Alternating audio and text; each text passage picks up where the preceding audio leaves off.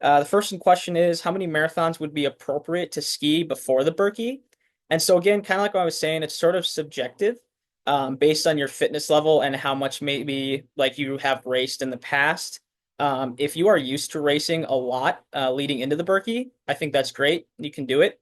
I know a lot of people that race almost every weekend leading into the Birkie, but if that's not you and you're not used to racing too many times, I would suggest trying maybe one or two races leading into the Birkie. So that could be one that you've already done in January and maybe one in early February, like the City of Lakes Loppet or the Vasa Loppet in Mora, just to kind of get a feel and have your body kind of go through the motions of racing a longer form race.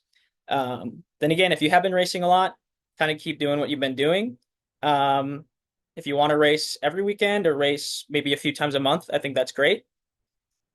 Second question is, so for preparation for the Birkie or in general any longer race, should my longest ski be as long as the Birkie or as long as said race?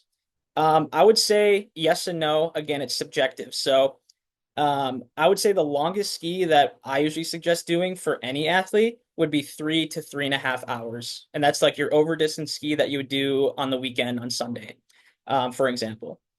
So that could mean if you can do the Birkie in like 3 hours or less, then yeah, go out and ski like an OD on Sunday. That's roughly 3 hours.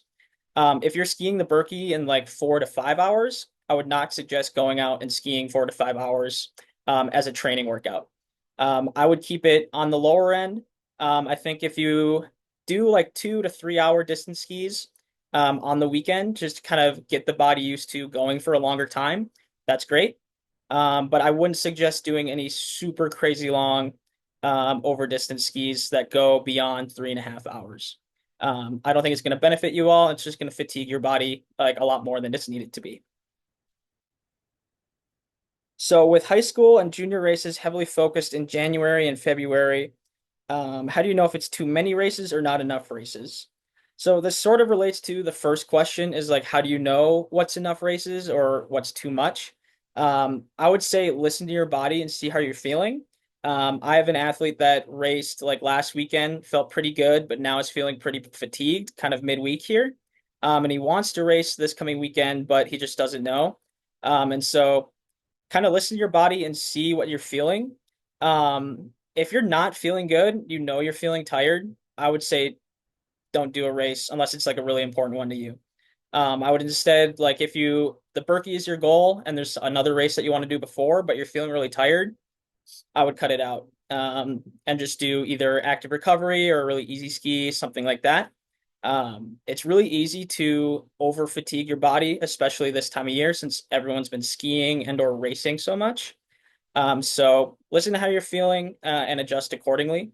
Um, you can always do too much, but you can, I guess, never do too little when it comes to recovery. So, and what is the best way to balance the number of races? So again, kind of similar to the other questions, but I would say is in terms of balance, I like we're a little late for this, but like before the season starts, what I like to do is like plan out my racing calendar.